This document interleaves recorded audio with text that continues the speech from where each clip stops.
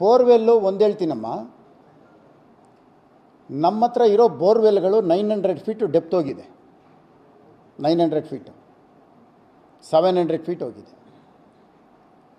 ಈಗ ಮತ್ತೆ ಫ್ರೆಶ್ ಆಗಿ 900 ಫೀಟ್ ತೆಗೆದ್ರು ಸೇಮ್, ಇದನ್ನೇ ನೀವು 500 ಫೀಟ್ ರೀಬೋರ್ ಮಾಡಿ 1400 ಆಗುತ್ತೆ. ಈಗ ನಮ್ಮ ಬೆಂಗಳೂರು ಗ್ರೌಂಡ್ ಲೆವೆಲ್ ಇರೋದು ವಾಟರ್ ಸೋರ್ಸು 1200 to 1300. ಯಾತಕ್ಕೆ ಸುಮ್ಮನೆ ಅನ್ನೆಸೆಸರಿ ದುಡ್ಡು ವೇಸ್ಟ್ ಮಾಡಬೇಕು? ನಿಮಗೆ 900 ಫೀಟ್ ಎಕ್ಸಿಸ್ಟಿಂಗ್ ಇರೋವಂಥದ್ದಕ್ಕೆ ಕಾಸ್ಟ್ ಸೇವ್ ಆಗುತ್ತೆ, ಕೇಸಿಂಗ್ ಪೈಪ್ ಸೇವ್ ಆಗುತ್ತೆ. ಯಾತಕ್ಕೆ ಅನ್ನೆಸೆಸರಿ ವೇಸ್ಟ್ ಮಾಡಬೇಕು? 900 ಫೀಟು 1000 ಫೀಟು ಹೊಸದು ಹಾಕೋ ಬದಲು ನೀವು ಇದನ್ನು ಅಡಿಷ್ನಲ್ 3 ಮಾಡ್ಬೋದಲ್ಲ, ನ್ಯಾಯ ಒದಗಿಸ್ಬೋದಲ್ಲ. ಯಾಕೆ ದುಡ್ಡು ವೇಸ್ಟ್ ಮಾಡಬೇಕು? ಅರ್ಥ ಆಯ್ತಮ್ಮ? ಈಗ ವಾಟರ್ ಸೋರ್ಸು ನಿಮಗೆ 85, 86ಅಲ್ಲಿ 300 ಫೀಟ್ ಇತ್ತು, 85, 86. 1995 ಬಂದಾಗ ಅದು 550, 600ಗೆ ಹೋಯ್ತು. 2000, 2005, 15ಗೆ ಬಂದಾಗ ಹೆಚ್ಚು ಕಮ್ಮಿ 700 to 800ಗೆ ಹೋಯ್ತು. 2024ಗೆ ನಾವು ಈಗಾಗಲೇ 1200 ರೀಚ್ ಆಗಿದ್ದೀವಿ. ಈಗ ನೀವೆಲ್ಲೇ ಬೋರ್ ತೆಗೆದ್ರು 1200 to 1400ಗೆ ಹೋಗ್ತಾ ಇದೆ. ವಾಟರ್ ಲೆವೆಲ್ ಭಾಳ ಕೆಳಕ್ಕೆ ಹೋಗ್ತಾ ಇದೆ. ಅದನ್ನು ನಾವು ಇವಾಗ ಅದಕ್ಕೋಸ್ಕರ ಮಾಡೋಕ್ಕೆ ಹೇಳಿದ್ದೀನಿ.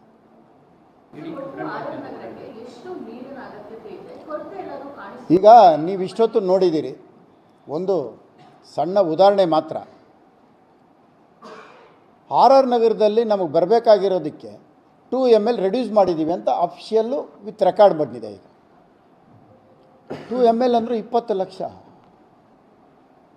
20 ಲಕ್ಷ ಏನಕ್ಕೆ ಕಮ್ಮಿ ಮಾಡ್ತೀರಿ? ಎಲ್ಲಿಗೆ ಹೋಗ್ತಾ ಇದೆ ಅದು? ಬೇರೆ ಕಡೆ ಕಮ್ಮಿ ಆಗಿಲ್ಲ, ನಮ್ಮಲ್ಲಿ ಮಾತ್ರ ಕಮ್ಮಿ ಆಗತ್ತೆ. ನಾನು ಅವ್ರ ಹತ್ರ ಅಡಿಷ್ನಲ್ ಕೇಳ್ತಾ ಇಲ್ಲ, ನಮಗೆ ಕೊಡಬೇಕಾಗಿರೋದು ಕೊಡಿ. ಅದನ್ನೇ ನಾನು ಮಾತಾಡ್ತಾ ಇರೋದು. ನೋಡೋಣ ಏನೇನು ಮಾಡ್ತಾರೆ, ವೆಯ್ಟ್ ಮಾಡಿ ನೋಡೋಣ. ಯಾಕಂದರೆ ಈಗ ಕೋಡ್ ಆಫ್ ಕಂಡಕ್ಟ್ ಬಂದಮೇಲೆ ಇವ್ರುಗಳನ್ನ ಮಾತಾಡ್ಸೋದು ಕಷ್ಟ ಅಂತ ಅಂದ್ಕೊಳ್ತಾರೆ. ಬಿಫೋರ್ ಇವತ್ತೇನು ಮೀಟಿಂಗ್ ಮಾಡಿದ್ದೀನಿ, ಸರಿ ಮಾಡ್ಕೊಳ್ತಾರೆ ಅಂತ ನಂಬಿಕೆ ನನಗಿದೆ.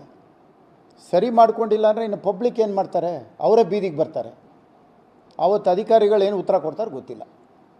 ಸರಿ ಮಾಡ್ಕೊಳ್ಳೋಕೆ ಒಂದು ಅವಕಾಶ ಕೊಟ್ಟಿದ್ದೀನಿ, ಸರಿ ಮಾಡ್ಕೊಳ್ಳಿ ಅಷ್ಟೆ.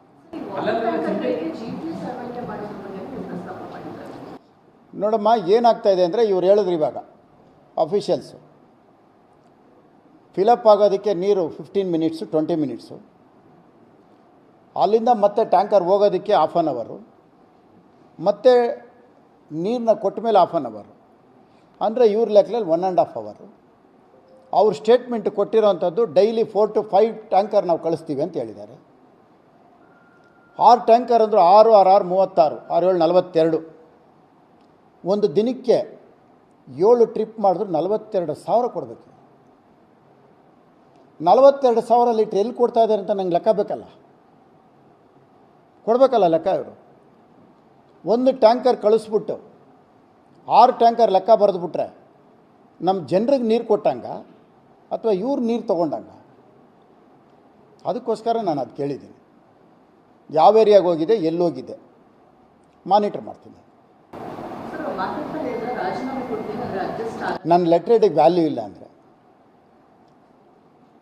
4ನೇ ತಾರೀಕು 3ನೇ ತಿಂಗಳ ಲೆಟ್ರ್ ಬರೆದಿದ್ದೀನಿ. 4ನೇ ತಾರೀಕು 3ನೇ ತಿಂಗಳು 19/2ರಲ್ಲಿ ಒಂದು ಜೀವೋ ಬರುತ್ತೆ. RR ವಲಯಕ್ಕೆ 9 ಕೋಟಿ ಅಂತ. ನಾನು ವಿತಿನ್ 10 ಡೇಸ್ ಒಳಗಡೆ ಲೆಟ್ರ್ ಬರೆದಿದ್ದೀನಿ, ಇದನ್ನು ಸಮಾನಾಂತರವಾಗಿ ಹಂಚಿಕೆ ಮಾಡಿ ಅಂತ.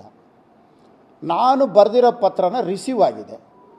ಆ ಲೆಟ್ರಿಗೆ ವ್ಯಾಲ್ಯೂ ಇಲ್ಲ ಅಂದಮೇಲೆ ನನ್ನ ಲೆಟ್ರೇಡ್ ವೇಸ್ಟ್ ಅಲ್ಲ. ಅಟ್ಲೀಸ್ಟ್ ಸ್ಪೀಕರ್ ಹತ್ರ ಅದ್ರ ಬೆಲೆ ಇದೆಯಾ ಅಂತ ನೋಡ್ತೀನಿ ಹೋಗಿದ್ದೆ. ಯಾಕಂದ್ರೆ ನನ್ನ ಲೆಟ್ರೇಡಲ್ಲೇ ಬರೀಬೇಕಲ್ಲ ನಾನು ರಾಜೀನಾಮೆನ. ಆಗೇನಾದ್ರು ಲೆಟ್ರೇಡಿಗೆ ವ್ಯಾಲ್ಯೂ ಇದೆಯಾ ಅಂತ ತಿಳ್ಕೊಳ್ತೀನಿ. ಇಲ್ಲಿಗೆ ವ್ಯಾಲ್ಯೂ ಇಲ್ಲ ಅಂದರೆ ಅಲ್ಲಾದರೂ ಇದೆಯಾ ಚೆಕ್ ಮಾಡ್ಕೊತೀನಿ ಹೋಗಿದ್ದೆ, ಸ್ಪೀಕರ್ನ ಭೇಟಿ ಮಾಡ್ತೀನಿ.